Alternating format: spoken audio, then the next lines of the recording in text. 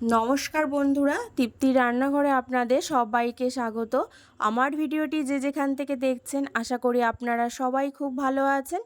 আমি আজকে মশলা কম দিয়ে আর 1 চামচ গোবিন্দভোগ চাল বাটা দিয়ে লাউয়ের রেসিপি নিয়ে কিন্তু হাজির হয়ে গেছি। এটা কিন্তু সম্পূর্ণ নিরামিষ রেসিপি। আপনারা তো অনেকেই অনেক ধরনের রেসিপি খেয়েছেন লাউয়ের। আমি আজকে যেভাবে লাউয়ের রেসিপিটা তৈরি করব, ভিডিওটি স্কিপ না করে পুরো ভিডিওটি দেখতে থাকুন। আশা করি আপনাদের সবার কিন্তু খুব ভালো লাগবে। চলুন তাহলে এবার ঝটপট তৈরি করে নেওয়া যাক তেল মশলা কম দিয়ে 1 চামচ গোবিন্দভোগ চাল বাটা দিয়ে লাউয়ের রেসিপি। আমি এখানে গ্যাস ওভেন অন করে একটা কড়াই বসিয়ে দিয়েছি। এর মধ্যে দিয়ে দেবো খুবই সামান্য পরিমাণে তেল। তেলটা কিন্তু খুব একটা বেশি দেওয়া যাবে না। এর মধ্যে দিয়ে দেবো গোটা জিরে, রাঁধুনি, একটা শুকনো লঙ্কা ফোড়ন। এবার ফোড়নটাকে হালকা বেশ একটা সোনালি কালার করে ভেজে নিতে হবে। আর যখন একটা সুন্দর গন্ধ বেরোবে তখন এর মধ্যে দিয়ে দেব আলু। আলুগুলোকে কিন্তু আমি আগে থেকে খোসা ছাড়িয়ে আলু ভাজার মতন একটু লম্বা লম্বা করে কেটেছি, কিন্তু একটু মোটা কেটে নিয়েছি। এবার আলুগুলোকে উল্টে পাল্টে কিন্তু 2 মিনিট আমি হাই ফ্লেমে ভেজে নেব। অবশ্যই কিন্তু আলুটাকে হাই ফ্লেমে ভালো করে একটু ভেজে নিতে হবে।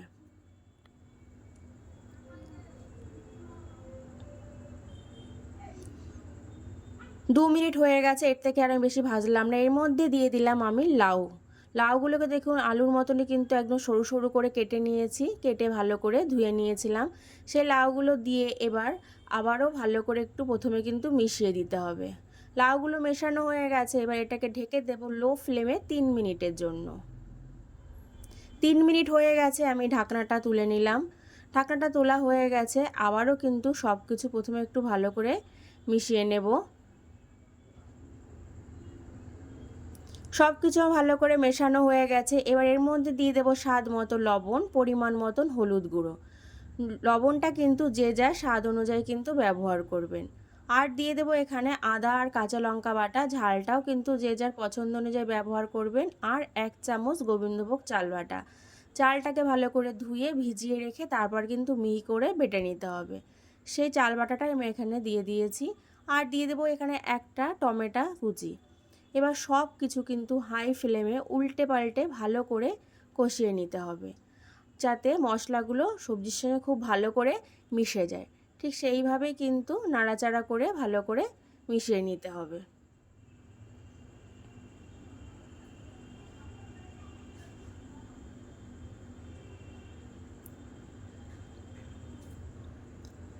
সব কিছু আমার ভালো করে কিন্তু মেশানো হয়ে গেছে। এবার এটাকে আমি ঢেকে দেব আবারও লো ফ্লেমে 2 মিনিটের জন্য। 2 মিনিট হয়ে গেছে, এবার আমি ঢাকনাটা তুলে নিলাম। আর অবশ্যই কিন্তু লো ফ্লেমে ঢেকে দিতে হবে। এবার সব কিছু আবারও একটু ভালো করে কিন্তু মিশিয়ে নেব। প্রথমে সব কিছু ভালো করে মেশানো হয়ে গেছে, এবার দিয়ে দেবো পরিমাণ মতন জল। এখানে কিন্তু খুব একটা বেশি জল দেওয়া যাবে না, কারণ এটা বেশি পাতলাও হবে না আবার বেশি গাঢ়ও হবে না। ঠিক তার পরিমাণটা বুঝেই কিন্তু, সবজির পরিমাণটা বুঝে জলটা দিতে হবে। জলটা আমার দেওয়া হয়ে গেছে। হাই ফ্লেমে এটাকে প্রথমে ভালো করে একটু জাল করে নেব।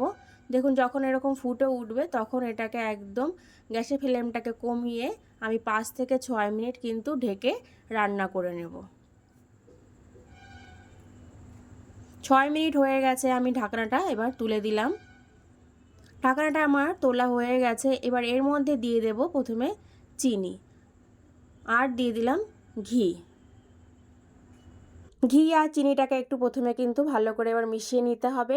আর নিরামিষ তরকারিতে চিনি না দিলে কিন্তু খেতে একদমই ভালো লাগে না, তাহলে অবশ্যই কিন্তু একটু চিনি ব্যবহার করতে হবে। এবার আবারও 1 মিনিট একটু ভালো করে প্রথমে মিশিয়ে নেব।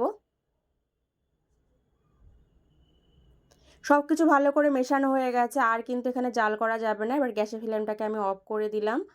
আমার কিন্তু মশলা কম দিয়ে আর 1 চামচ গোবিন্দভোগ চাল বাটা দিয়ে কিন্তু লাউয়ের রেসিপিটা পুরো রেডি হয়ে গেছে।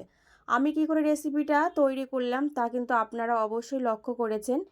আর গোবিন্দভোগ চাল বাটা দেওয়াতে এই রেসিপিটা কিন্তু খেতে দুর্দান্ত লাগে। আজকের রেসিপিটা কিন্তু এই পর্যন্তই। ভালো থাকবেন, সুস্থ থাকবেন, ধন্যবাদ।